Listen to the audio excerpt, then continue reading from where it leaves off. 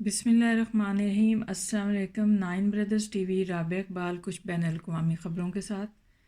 سامعین، سب سے پہلے آپ ہمارا چینل سبسکرائب کر لیں تاکہ ہماری ہر نئے آنے والی ویڈیو آپ کو بر وقت موصول ہو سکے۔ اب چلتے ہیں خبروں کی طرف۔ سب سے پہلے جائزہ لے لیتے ہیں پاکستان کی خبروں کا۔ پاکستان میں کرونا وائرس سے متاثرین کی تعداد میں مسلسل اضافہ ہوتا ہوا نظر آ رہا ہے۔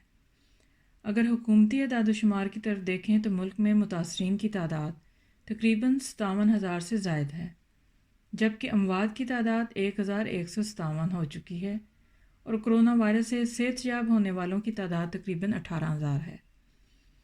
پاکستان میں عید کے دنوں میں لاک ڈاؤن کچھ ہدایات کے ساتھ ختم کیا گیا تھا، لیکن ہمارے نمائندے کے مطابق ان ہدایات پر عمل نہیں کیا گیا اور لوگوں کی طرف سے سماجی دوری رکھنے کے بارے میں بالکل خیال نہیں رکھا گیا۔ سڑکوں اور پارکوں وغیرہ میں بہت رش دیکھنے میں آیا۔ یہ سب دیکھنے کے بعد حکومت پاکستان کی طرف سے کہا جا رہا ہے کہ عید کے فوراً بعد دوبارہ لاک ڈاؤن لگا دیا جائے گا۔ وزیر اعلیٰ پنجاب کی طرف سے بھی یہی اشارہ دیا گیا ہے کہ پنجاب میں سخت لاک ڈاؤن کیا جا سکتا ہے، اور کچھ اسی طرح کی بات باقی صوبوں میں بھی دیکھنے میں آ رہی ہے۔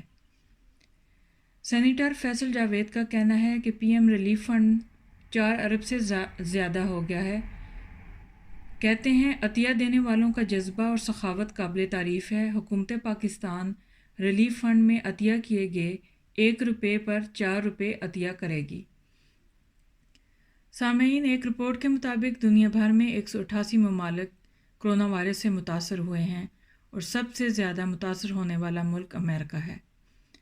UK کے وزیر اعظم نے اعلان کیا ہے کہ 15 جون سے غیر ضروری اشیاء والی دکانیں بھی کھول دی جائیں گی، لیکن ان دکانوں کو حفاظتی اقدامات کرنا ہوں گے اور اسی بات کو یقینی بنانا ہوگا کہ سماجی دوری کو برقرار رکھا جائے۔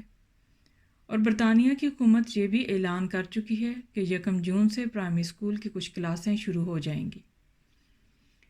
ریپبلک آف ناردرن آئرلینڈ سے ایک اچھی خبر یہ ہے کہ وہاں پچھلے 24 گھنٹوں میں کرونا وائرس سے کوئی بھی موت نہیں ہوئی اور کرونا وائرس سے متاثر ہونے والوں کی تعداد بھی بہت کم ہے۔ صرف 59 نئے کیسز سامنے آئے ہیں۔ جرمنی میں لاک ڈاؤن میں نرمی کے معاملے میں ریاستوں کا آپس میں اختلافات نظر آ رہا ہے۔ کچھ ریاستوں کا کہنا ہے کہ شاید وہ ماسک اور سماجی دوری کی ہدایات کو ختم کر دیں، جبکہ وفاقی حکومت کا کہنا ہے کہ اگر ایسا کیا گیا تو کرونا وائرس کی وبا کے بڑھنے کا خدشہ ہے۔ اگر انڈیا کی بات کی جائے تو ملک میں کرونا وائرس سے متاثرین کی تعداد میں اضافہ ہوتا ہوا نظر آ رہا ہے۔ متاثرین کی تعداد 1,40,000 سے تجاوز کر چکی ہے اور انڈیا ان 10 ممالک میں شامل ہو گیا ہے جن ممالک میں کرونا وائرس کی وبا سے سب سے زیادہ نقصان ہوا ہے۔ سائنسدانوں نے ایک اسٹڈی میں وہ تاریخ بتائی جس کے بعد کچھ ممالک میں کرونا کی وبا ختم ہو جائے گی۔ سنگاپور کے ماہرین نے کہا ہے کہ 30 ستمبر کے بعد برطانیہ میں کرونا کی وبا پوری طرح ختم ہو جائے گی۔ اسی طرح اٹلی میں 24 اکتوبر تک اور امریکہ میں 11 نومبر تک کرونا ختم ہو جائے گا۔ اسی طرح سنگاپور میں 27 اکتوبر تک کرونا کا پھیلاؤ ختم ہو جائے گا۔ اس پیش گوئی کے بعد سائنسدانوں نے لوگوں کو مکمل احتیاطی تدابیر اختیار کرنے کی ہدایت بھی کی ہے۔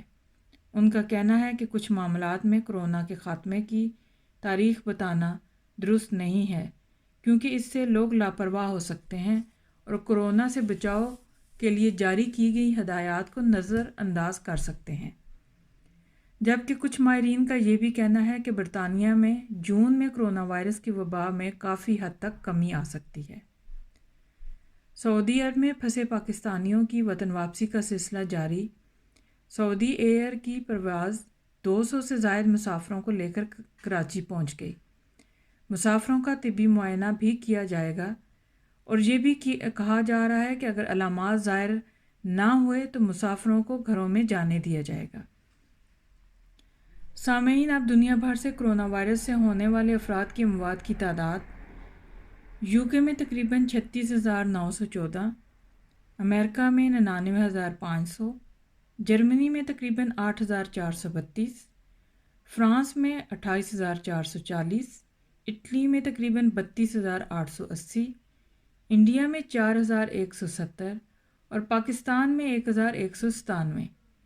سامعین آج کے لیے اتنا ہی۔ 9 بردرز کی ٹیم کو اجازت دیجیے۔ اللہ حافظ۔